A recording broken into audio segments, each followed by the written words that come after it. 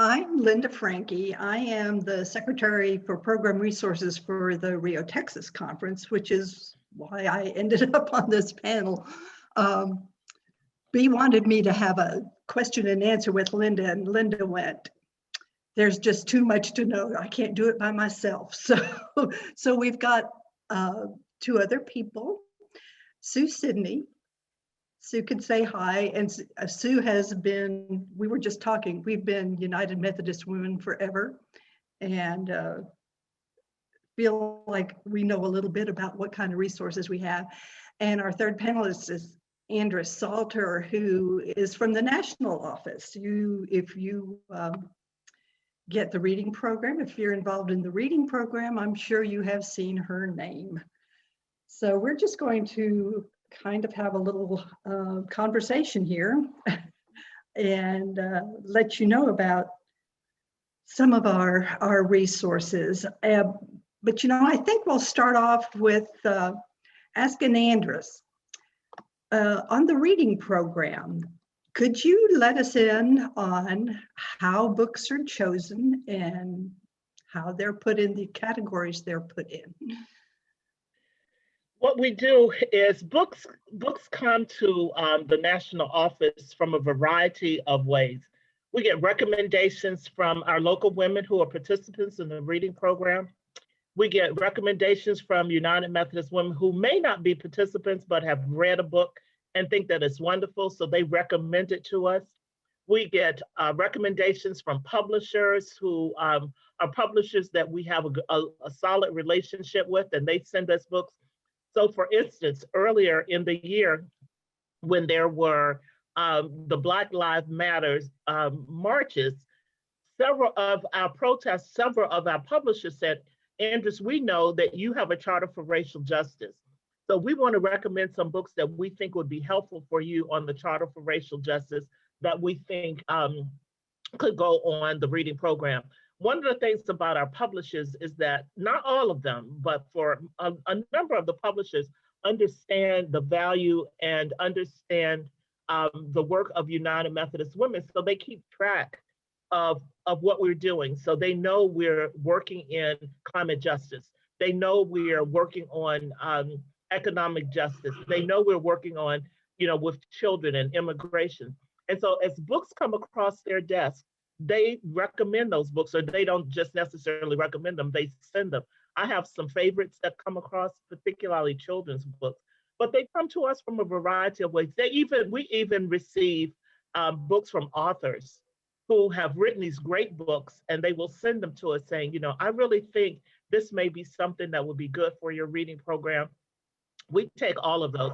And you need to understand, I have not worked with the reading program very long, but it's been long enough to get to know the publishers. But one of my excitements is being able to talk with the authors about their books. I've got some folk who have contacted me and said, we really love United Methodist Women. We're willing to be a program for them. We're willing to have question and answer period if they want to do that with us online. So they come from a variety of areas. So let me talk a lot. So you'll have to tell me to stop talking when you need me to stop talking. But I love the reading program. And so we have evaluators. We have about 250 evaluators that we send the books out to, and they read the books. We have 3 evaluators read each of the books, and then they send us back what their recommendation is for which categories they fit in. Mm-hmm. Whether or not this is a good book for the reading program, whether or not they think our members would be able to understand the reading program itself, the books themselves, whether or not they're cost effective. They give us that type of information.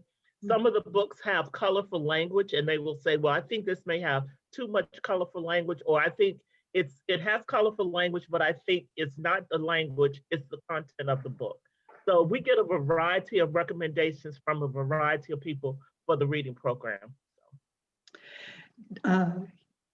That's interesting. Does it take a certain number of recommendations, or do you just take them all and have them evaluated? We don't take them all. It doesn't take a number of recommendations, but the evaluators, when we send 3 books out, the same 3 books out to 3 different evaluators, we need to hear from at least 2 of those evaluators that will give us, will say, yes, we think this book should be on the reading program. Sometimes we receive only one evaluator that will say it, and then the committee itself has to make a decision whether or not this is a good book or not, because it comes in several ways. So you've got several different layers. You have persons who recommend the books. We have evaluators who read the books. We usually put those books together, which means I would be the person that once I got all of the evaluations back, I would put them in various categories and what the suggested category is for those books. So when I say categories, whether this book received 3 recommendations, 2 recommendations, or 1 recommendation, and then which one of the categories, which one of the 5 categories they recommended that it goes into. And then I take that information to the reading program committee. We have about 7 persons on a reading program committee. I take that to them and we reevaluate what the evaluator said. We go online and do some of our own research. And then they make the final recommendation that will go to the board of directors of the United Methodist Women for the final approval. So it goes through several different steps. Yeah. I sent a book a couple of years ago for a recommendation. What's the turnaround time for either it making the list or not making the list? So I tell you, if you came to the office, and of course the office is not necessarily closed, but we're limited how many people can come into the office now. But if you had come to the office beforehand, the reading program office is stacked with books. And what we have tried to do is put them in categories of when they've come to us. But I have to tell you, I have actually lost track. Brenda had a file of how she did it, but when Brenda was no longer the reading program person and I stepped in, I kind of came in the middle of selecting books and putting books on the shelves. So right now, there are so many books in the office. I cannot tell you when they came in because we've been closed. The office has been, closed for about a year now. I couldn't tell you when they came in, how we stamped them. I don't have any of that information. Yeah. So sometimes the turnaround could be as much as 2 years, or at least 2 cycles before we put it on. Sometimes a book is evaluated though, and the evaluator said, this is a good book, but we don't think we're ready for it this year. We may be ready for it next year. And so they will put it on a list of books that need to be reevaluated and reposted for another year. And so we'll do it that way. I think you probably know this year, and when I say last year, actually about this time last year when the reading program committee came together, we get a lot of questions about a variety of things. So we had one question was, there are several of us who participate in the podcast Faith Talk. Can we use Faith Talk as one of our reading program books? And we do have books that are on the reading program that books that are on the reading program that have been movies. And they ask the same thing. Can we use a movie? If we have seen this movie, can we do that? And so we said this year, yes, that if persons had seen Just Mercy, Pushback has just come out, and The Hate U Give, there's a couple of other books that's on the reading program that are movies. The committee said this time, yes. The same thing with Faith Talks. It took us a little while to settle on Faith Talks, how many, but if you participate in 2 Faith Talks, it counts. If you participate in 3, it becomes a bonus book. So the reading program committee actually makes those decisions. I have received questions around some books that was on the list a few years ago that persons have gone back, reread, and asked if they could become bonus books. So I will have to take some of those. So some of those strategic questions that we get actually becomes questions for the committee itself. I can't make those decisions, or I prefer that the committee makes those decisions based on their understanding of the reading program. So, but I would say up to 2 years. I hope that's the max, but I know there are a lot of books on the shelf. There are some books that are actually out of date for us. And there's some books that come to us that we know they may be good for us, but they may be they may be too heavy for our readers. So you're talking about a 600-page book, which is what someone read once. That's a lot of pages for our readers, for our participants in the reading program. And sometimes the books are just too expensive. One woman contacted me recently to tell me that she was looking for a book. She found it and it was $800. And I was like, oh my word. I mean, but it's a book that's out of print. And so just to print one copy of the book, that's exactly what it will cost. So, we said, well, that's not one that can be used. The other thing that's very hard for us, and we understand new authors of the books. Sometimes authors cannot find a publisher to publish their book. And so they do self-publishing. Self-publishing for us is very, very hard because persons can't print enough of the books for our readers to be able to make contact and buy that book. So, sometimes the authors will say to us, well, we're self-published, but if you have persons who want to read our book, just send them our email address, just send them our address or send us their address and we'll send them the book. Well, I can't release our mailing list. Our publishers have said the same thing, especially now that we've been at home and we have not been able to mail the books out the way we would have in the past. And so we're looking at all of the changes that we think we need to make. The coronavirus has forced us to think about some different ways of sending the books out. But the publisher said to us, oh, Andress, we can really help you. Just send us your mailing list and we'll send the books. I can't send the mailing list out. Thank you. Yeah, we appreciate that. No, I had noticed that. Oh, I'm sorry, Sue, go ahead. No, go ahead. I was just going to say I had noticed there are a lot of books in the social action category, a lot of new books on the social action, and that you're explaining about the publishers clarifies that. Mm-hmm. But and I think that's especially good for people at this meeting to know, because with the legislative event, it is a social action event. Yes. And I just want people to know that there are a lot of books about racial justice, mm-hmm. and some about climate justice too. Yes. And when I was thinking about climate justice, there was a faith talk on climate justice, mm-hmm. by somebody we're going to have on a panel here. Yes. Well, last name Lee. Liz Lee, yeah. Elizabeth Lee, yeah. Liz Lee. Yeah. So it's a great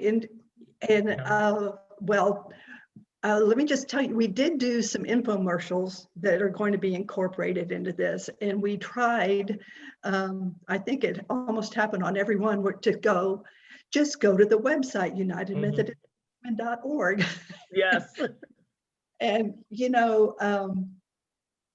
that's one way to get into the reading program. You can also just Google United Methodist Women Reading Program, mm-hmm. and it comes up. There's a couple of questions on the question space, and it says, what was the reasoning for making the reading program cover 2 years instead of 1? And I just know it's because we read slower. No, it wasn't. It was because we couldn't do what we usually would have done because of the coronavirus. It blocked a lot of the things that we have been doing in the past. So the reading program committee, because of the coronavirus, everything got pushed back. So starting in March of last year, I had to determine how we were going to do the elections. Remember, we just elected our board of directors. We elected the new board of directors in October. So we had to determine how all of those new board members were going to be elected. But that also impacted committees. So it impacted the assembly committee, it impacted the reading program committee, it impacted the editorial committee. Everything got pushed back. So that's number one. The second thing is all the books, before I left for the reading program committee, we had already started stacking the books that we were going to send to the evaluators when we came back from the reading program committee. So those books are sitting on the desk. So we have the stack of books we're going to send out. We got back to the office. It was time for the board meeting. After the board meeting, within a week, the office was closed. And we couldn't send any of those books to the evaluators. We had a list of books, but we couldn't do anything with them. So we had to determine, and we had just released the list for the 2021 reading books. And we had to make a decision quickly how we were going, whether or not we were going to either increase or enlarge the 2021 list so that it became 2021, 2022, or whether we were just not going to have any books for 2022 and just skip over 2022 and do 2023. So we decided that what we would do is that we would take the books that were being recommended to us from readers, from publishers, from all of that, put together a small group of persons to evaluate the books and expand the 2021 so that it becomes 2021, 2022. That's just an anomaly that's happening for now. Okay. It probably will not happen with the new reading program committee. In fact, I need to, I have the list of who's on the committee. I need to organize them and do an orientation for them, because this is the time we would have been pulling them together for them to evaluate the 2022 books.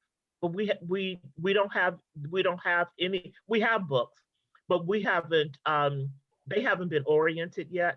The committee was named in November. So, you know, and there's been a lot going on since then with the holidays and other things, getting ready for LDD and all of these other things. And we have a whole stack of books that's in the office that we haven't been able to send out. So we have been taking those books that have been recommended to us. We've evaluated some of those. Over the Christmas holiday, I evaluated probably about 25 to 30 books over the 2 weeks that we had for the holiday. And I had 4 other persons to do the same thing. So I think we have a list of maybe not quite 100 books that we do want to bring forth. I need to go back and put them in categories so we can expand the 2021 list to 2022.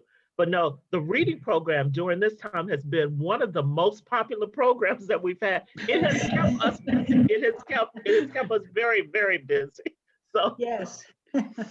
I've been Zooming with a couple of reading groups for the reading program, and it's been wonderful. So it's been a good outlet during this time. Maybe the new, Go ahead. new normal.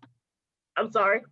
I said maybe the new normal will be a 2-year program, but then how far back does it go? You know, because all of those things are affected. All of those things we had to determine. All of those things we had to determine. And, you know, so someone was sent me a question recently, and they were saying, you know, well, why did you do this? And why did you do that? And I said, you know what, these are uncharted waters. I'm having to figure it out. Just like I had to determine, you know, how we were going to do an election online, how we were going to train everybody online. We had to, you know, did the training for people to use their telephones and for their laptops. It was, you know, all of us are learning. All of us are learning Zoom. We're learning webinar. We're learning Teams. I mean, we're all learning these things. So yeah. But At least we're trying. Yes, I think it's going to be a new norm for us, particularly how we send the books out. And that's one of the things that we're trying to determine, whether or not we actually want to send books out, or whether or not we want to just send the web for persons to access the books that we're recommending on their own.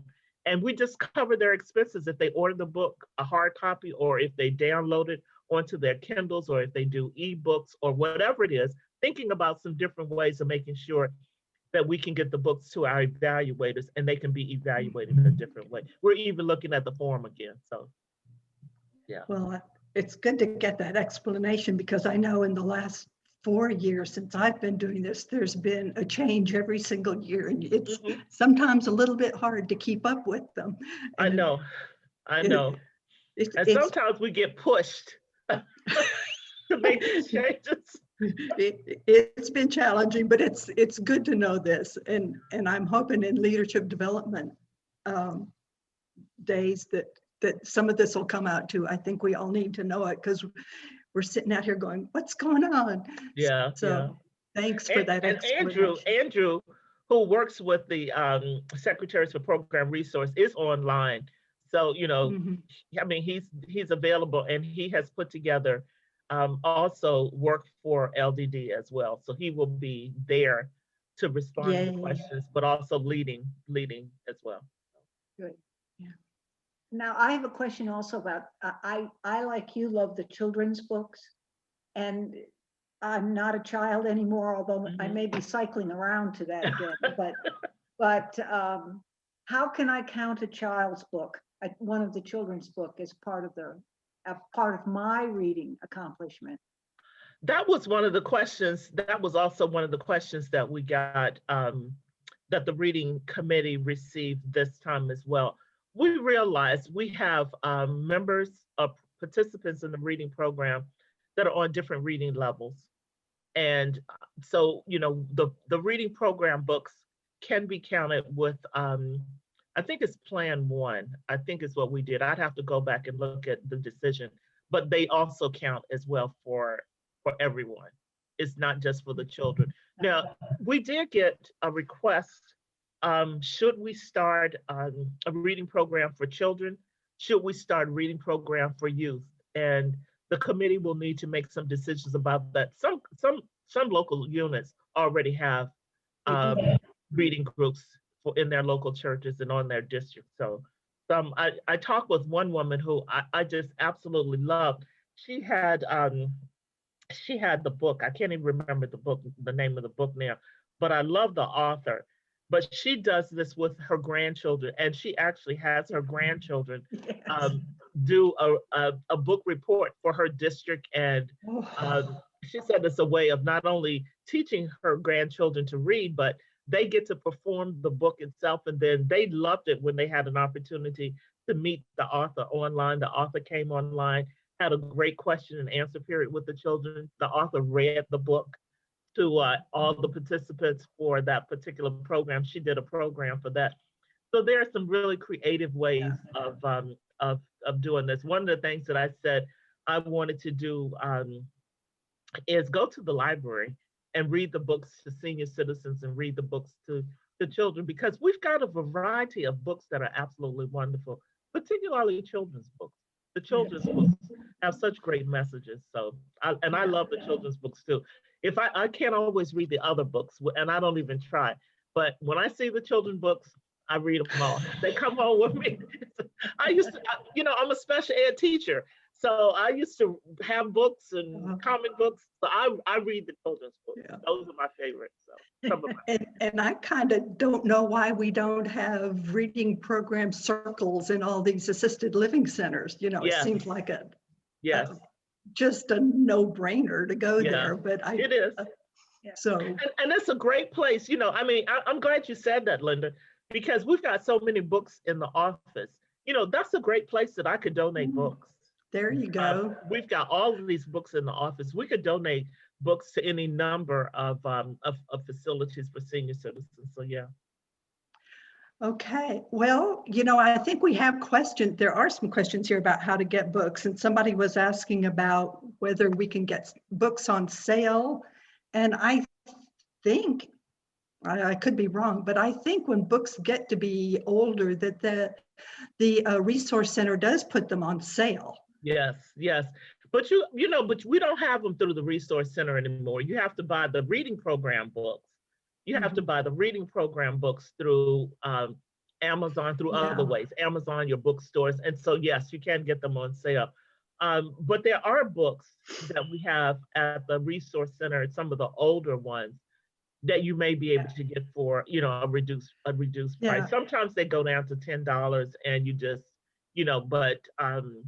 but we don't have many things at the resource center. We have the mission youth studies, we have the program books, we have the prayer calendar there, we have the quadrennial calendar there. Yes. Yeah, I got mine too. Oh, So, yeah, those are some of the things that we have at the Yeah. resource center. Well, that was and always my favorite place to go at assembly, when you had all the leftover books and you Yes. could just oh get yeah, them for a Yeah. dollar or two. Yeah, Oh yeah, And- I had to stop myself from buying books. yeah, me too. I actually put myself, I just said, okay, for one solid year, I will not buy any more books because I had just gotten outrageous with buying books. That was the year people Well- donated books. They bought me books as presents. So it didn't matter that I chose not to buy books. I was given books as gifts. So I still had, a lot of books. yeah, and people do ask me, how can we go about getting these books if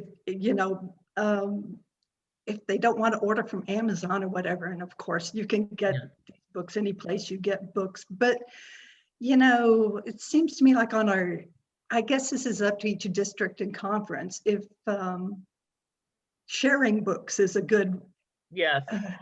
really good Yes, idea. yes. First of all, I know I don't need all these books in my house.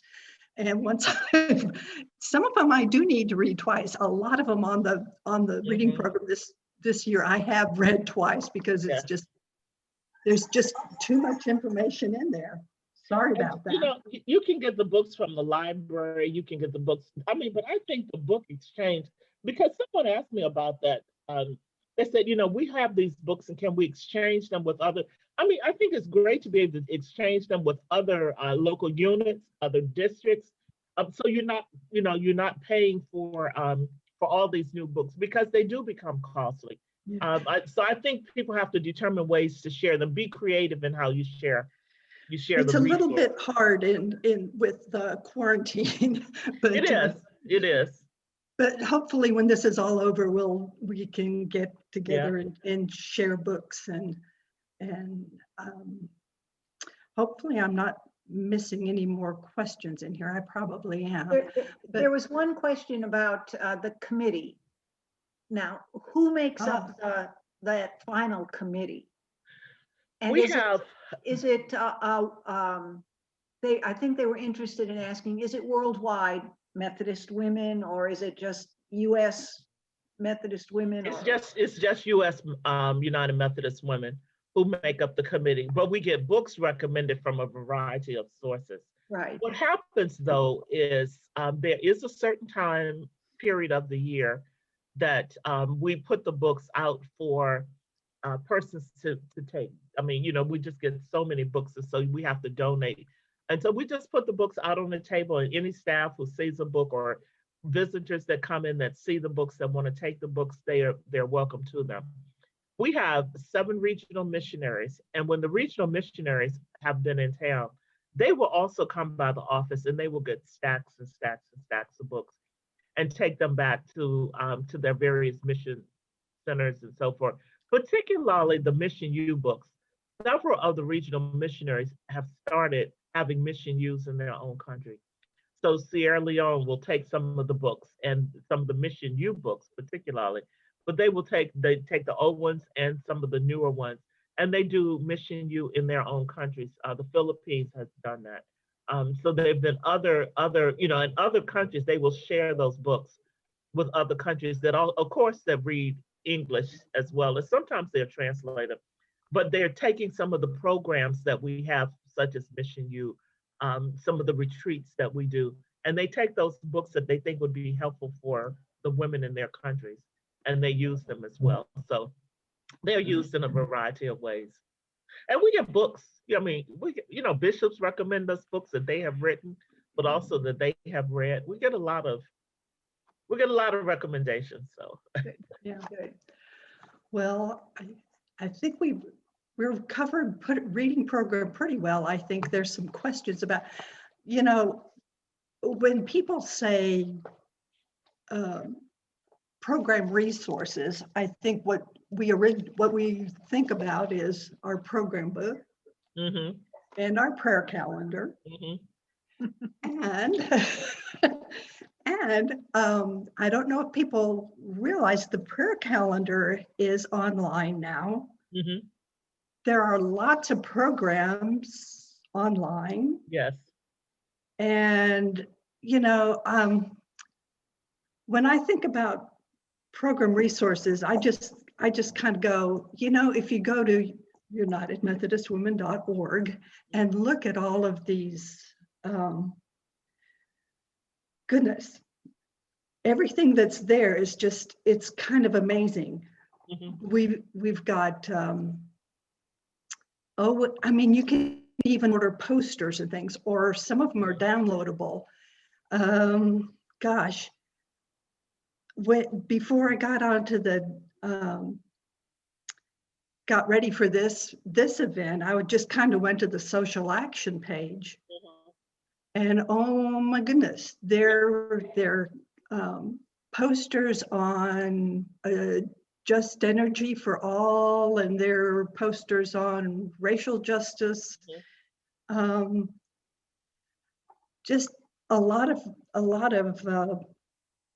things in print, but they're also the faith talks. Yes. The faith talks are a new thing, and I think somebody was telling me that in order to get faith talks into their reading program, she would, well, I think this is on one of our infomercials. Whoops. Whoops. I'm taking someone's airway. But just if they're reading a book, find maybe a faith talk that goes along with it. And it's easy to get 3 of those in. I know when I walk, I listen to podcasts. So this is just a good time to listen to a faith talk. And you know, you're right. I think I woke up this morning writing down all the things that we have as resource, not all. I know some of the resources that we have. And I thought we have the reading program, we have the program books, we have Mission U, and these are just these are handout types of things. We have the handbook, it's also another resource. Yes. And the bylaws, that's another resource that we need to utilize. Response magazine is another resource. Newsletters that come out is another resource that we have. The assembly is coming, it's another resource that we have. LDD is another resource that we have. Leadership Development Days. I'm so sorry for those of you who are on who may not be United Methodist. LDD is Leadership Development Days. We hold that once a year, and it's going to be over a 3-day period of time. In fact, it's next week. All the trainings that we do, whether they are part of the Leadership Development Days, whether they're trainings that you do in your conferences and in your districts, those are also a part of the resources. We have resources on Facebook and on the website and on Twitter. And I have to say, I'm only Facebook. I can't do the other things, but I'm learning. Well, we're going to have to learn. Yeah. Well, we I know. have annual meetings. That's another resource for us. Where you're meeting, have retreats, Mission U, the legislative day. This is a resource. There are any number of resources that we have available to United Methodist Women, but it's more than United Methodist Women. All the women who are looking for resources, you can always go on the United Methodist Women's website and find a lot of information, brochures. There's just a lot out there, and I think persons really don't know what the resources that we have available. I just say, oh, go ahead. I was just going to say, if once you log on to that site, plan to spend a couple of hours. Yeah, because it's hard to get out of it. There's so much there. I know I did an infomercial, it'll be shown pretty soon, about Response Magazine, but this is the latest one. And you had said how difficult the elections were. And in this latest one, we have the pictures of all the women that were elected, the directors and the program advisory group. Yeah. And I know, having looked at the registration list for this event, we probably have a dozen of these women that are in attendance with us today. The other thing, what? Those are resources. Those women are the resources. Absolutely. And I know in the infomercial they said they had to be quick. and so I just wanted to brag on the women, and I wanted to brag on the articles. I wanted to brag on the bright lights that said there was one unit that did an online retreat, like a Zoom retreat, and how they did it. And that's a wonderful resource. And the other thing, I made a whole display over here in case it showed up. The other thing that I love, but then again, I'm old and I'm visual, so I like pictures. But the maps, the mission maps are in, this is April.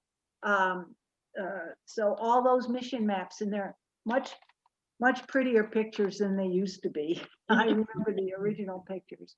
And so the amount of information in one skinny magazine is incredible, because it also gives you spiritual growth articles to use. It gives you,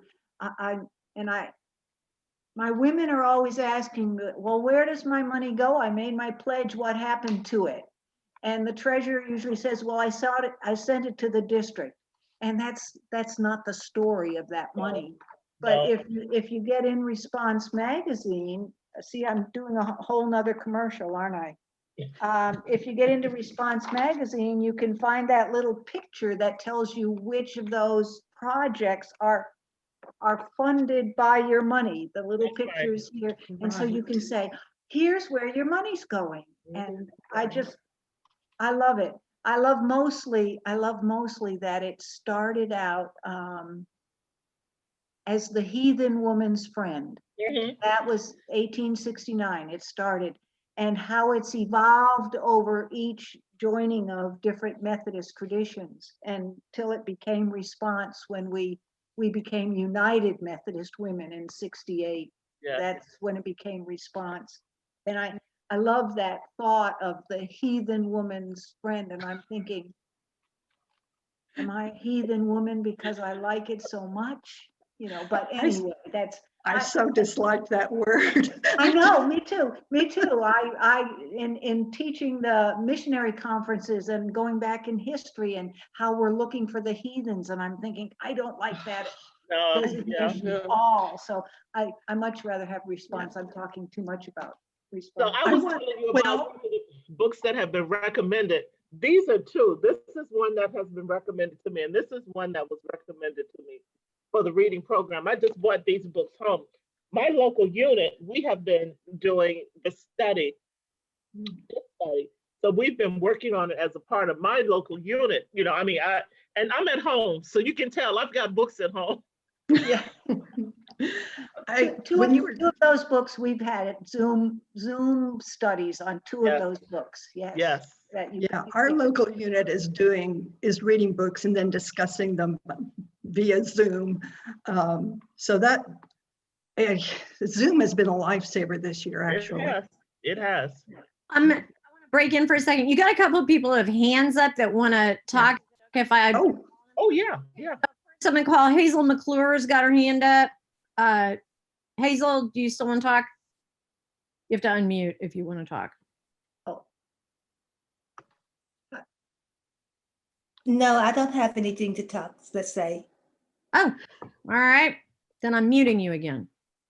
Okay. Kay Felton was the other person, and Kay, you can talk, but you have to unmute. Okay, and again, I think I bumped that by accident, so I'm sorry. I really didn't have my hand up. Well, we'll wave to you anyway. I'm not a person who can't always work Zoom. Yeah, thanks. Somebody on here is saying something about having studies via Zoom, and I don't know about all the conferences, but I think I know our conference is going to do Mission U via Zoom this year. So here we go, doing a couple more studies via Zoom. But I know personally, this summer when this first started out and I didn't get to see my United Methodist Women friends, I got really, really frustrated, and I finally emailed our president and said, please, can we just maybe read a book and discuss it or do something?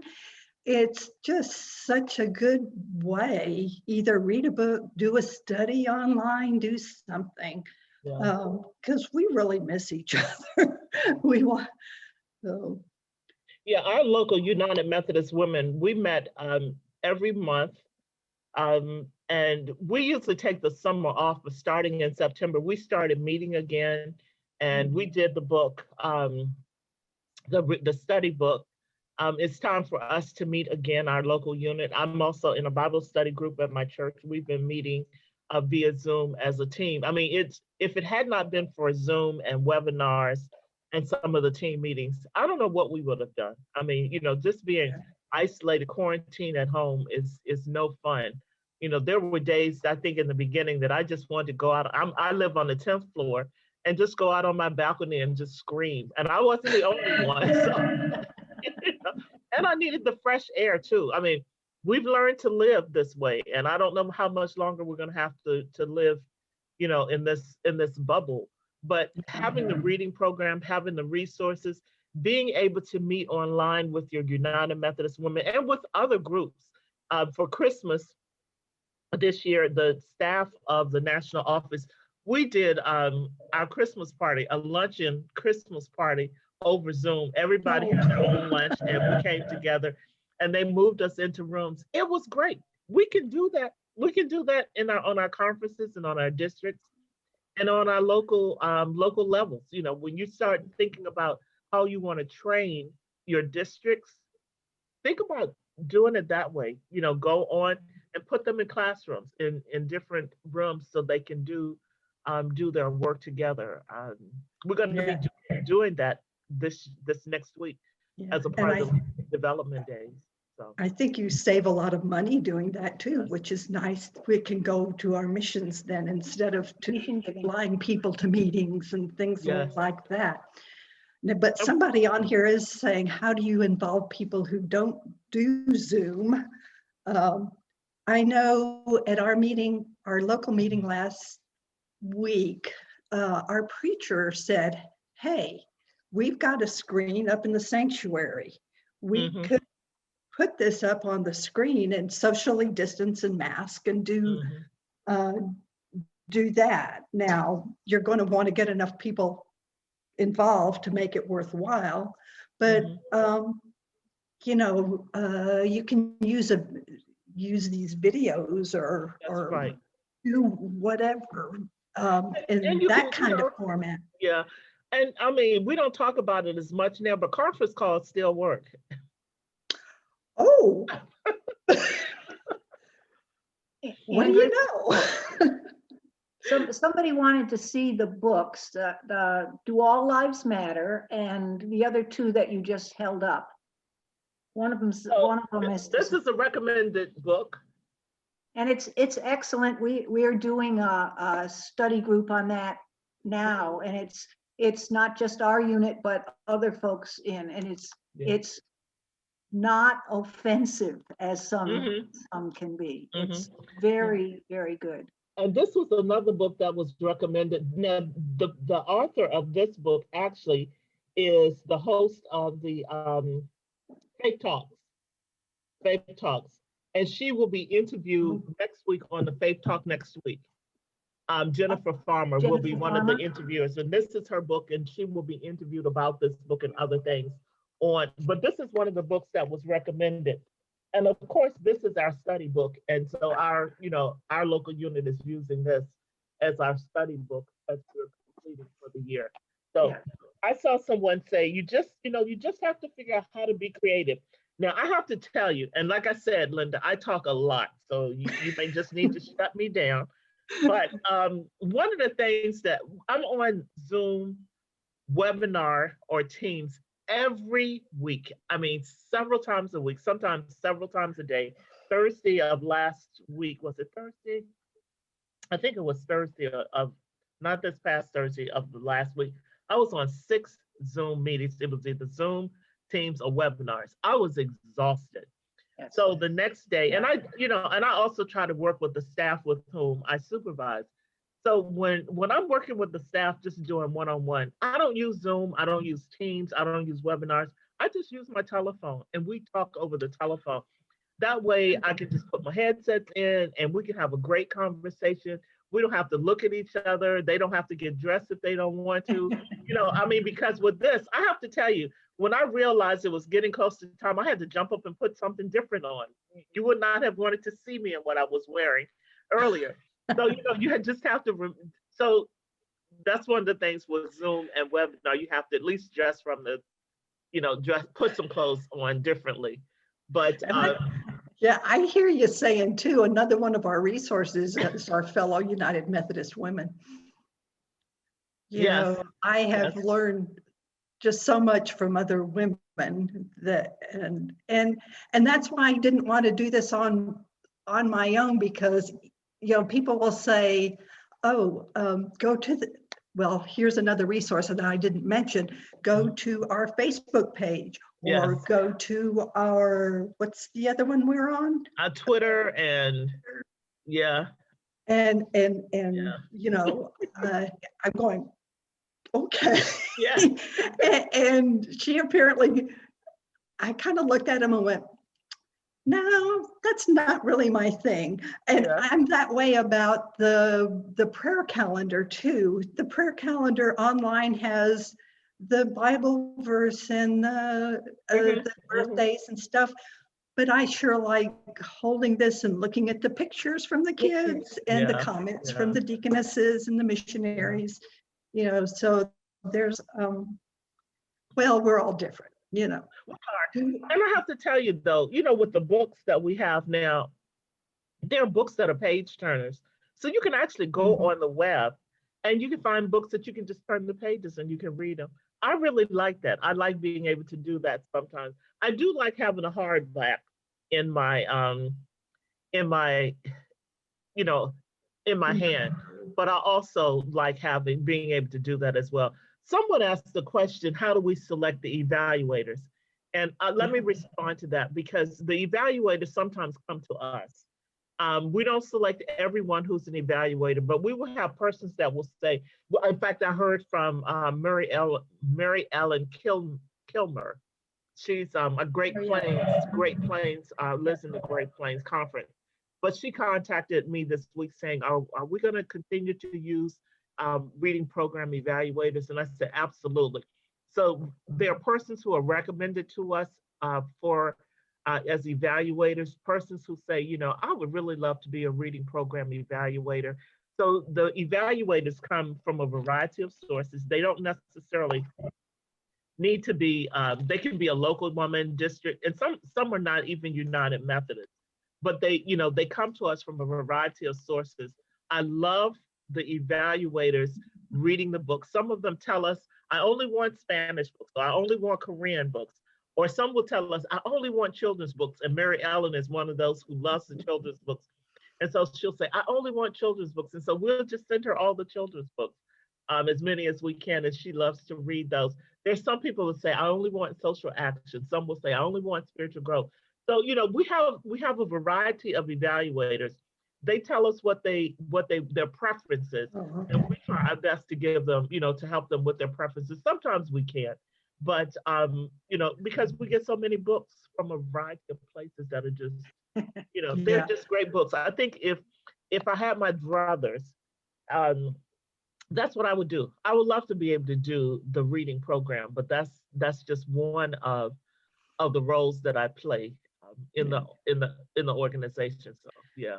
And I think one of the things about the reading program and having to read a book in every category gets you to read things that you wouldn't normally read. Yeah. Right. And we really need to do that. We do. We really do. And it really challenges us. It challenges us to think differently and to see differently, which is really good, I think, as well.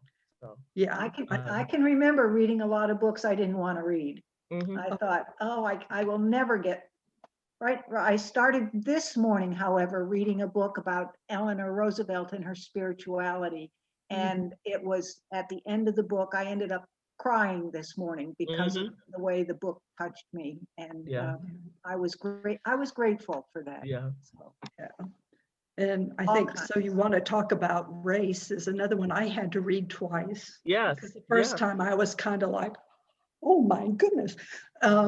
You know, there's so much stuff I don't know. Mhm. yeah. And that's so I what did did. kind of scanned it over again. Yeah. A couple of them I've had to do this year. It's like, boy, Yeah. is it, am I getting my age? Am I getting slow on the uptake Yeah. here? Or Well, it's like the book Push Out. I mean, it's a Yeah. difficult book to read. it is. It's easy just to set it aside and say, no, I don't think I can do that. My niece and nephew, when they were little, they would tell me about the latest movies that were out. And they would say, Annie, when you come, we're going to watch this movie. And I would say, well, what is that movie about? And they would tell me, and I said, nope, I don't think I can handle that one. I said, it's Yeah. just too heavy for me. And they would say, oh, no. Annie, we'll sit with you and we'll hold your hand and we can talk about it when the movie is over. Sometimes you need people to do that, to really push you into seeing and being and doing. And we've got such great resources, though, that Yeah. what And can we've I- talked a lot about the reading program, but Yeah. here again, I do want to emphasize that if you just go to the national website and look around, oh my goodness. you will find And- all kinds of resources.